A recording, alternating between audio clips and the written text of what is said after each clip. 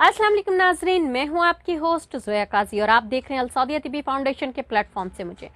नाजरीन, जैसा कि आप जानते हैं कि हमने हमेशा आपके तमाम प्रॉब्लम्स को सॉल्व करने की कोशिश की है और उस कोशिश में हम किसी हद तक कामयाब भी हो चुके हैं।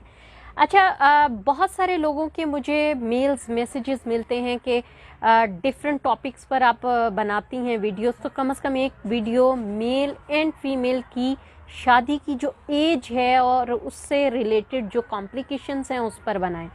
तो उन्हीं की फरमाइश पर मैं आप लोगों को बताना चाहूँगी कि आज जो टॉपिक हम डिस्कस करने वाले हैं वो टॉपिक ये है कि मेल की और फीमेल की एक्चुअल एज क्या होनी चाहिए शादी की।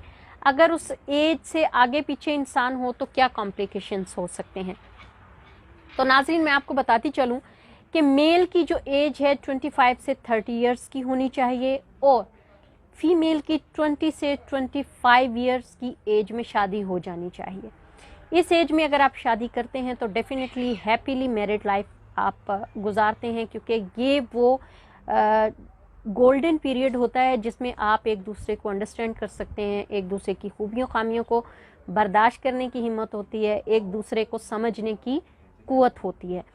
इससे अगर आप आगे निकल जाते हैं तो डेफिनेटली इसमें आपकी फ़िज़ीक में भी काफ़ी कॉम्प्लिकेशंस आ जाते हैं, प्रेगनेंसी में कॉम्प्लिकेशंस आते हैं। जेंट्स को काफ़ी ज़्यादा प्रॉब्लम होती है क्योंकि उसके सर पर एक तो सवार होता है उसका करियर, दूसरी उसकी शादी, थर्ड उसके आने वाले बच्चे। तो इस दौरान उसको कई चीज़ों की टेंशन से बहुत सारी प्रॉब्लम्स हो सकती हैं। सेम इसी तरह ख़ातून है, अगर उसकी उम्र थोड़ी ज़्यादा हो जाती है तो उसको प्रेगनेंसी में कॉम्प्लिकेशंस हो सकती हैं। उसको हो सकता है कि फ़र्स्ट प्रेगनेंसी कंसीव करने के बाद मिसकैरेज हो जाए, अगर नहीं होता तो फर्स्ट प्रेगनेंसी के बाद आफ्टर वेरी लॉन्ग टाइम उनको दोबारा प्रेगनेंसी कंसीव करने में प्रॉब्लम हो। अगर उम्र छोटी है तो उससे भी आपके पट्ठों में, आपके जिस्म में नुमायां तौर पर फ़र्क पड़ता है, क्योंकि आपके पट्ठे जो है वो थक जाते हैं, असाब हमेशा थके थके रहते हैं, वीकनेस फील होती है। इसलिए इस उम्र में कोशिश करें अपने बच्चों की शादियां कर दें। अगर इस उम्र में आप शादियां नहीं करते हैं तो डेफिनेटली आपको तो डेफिनेटली कोई प्रॉब्लम नहीं होगी, लेकिन आपके बच्चों को बहुत सारी प्रॉब्लम का सामना करना पड़ता है।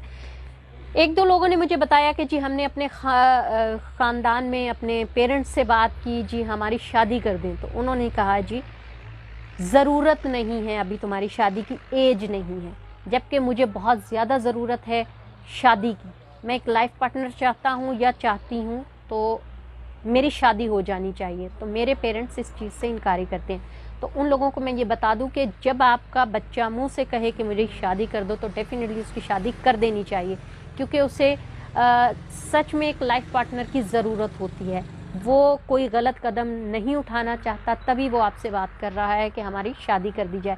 अदरवाइज़ आपकी अगर शादी नहीं आप उसकी करते तो वो अपने हालात से, अपनी फ़िज़ीक से, अपनी प्रॉब्लम से बचने के लिए दूसरे रास्ते इख्तियार करेगा।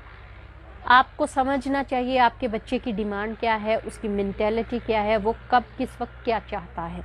अपने बच्चे की बात को गौर से सुना करें। और बेटी को डेफिनेटली इस उम्र में अगर आप शादी कर देते हैं उसकी, तो आपके लिए भी अच्छा है, बेटी के लिए भी अच्छा है। घरदारी उसको अच्छे से आ जाएगी, शौहर को संभालना, सास ससुर को संभालना और एक दूसरे को समझने में बहुत आसानी होगी। तो नाजरीन, हमारे प्रोग्राम को लाइक करें, शेयर करें, बेल आइकॉन का बटन दबाएं और साथ ही साथ हमारे चैनल को सब्सक्राइब कर दें। दुआ में याद रखिएगा। अल्लाह हाफिज़।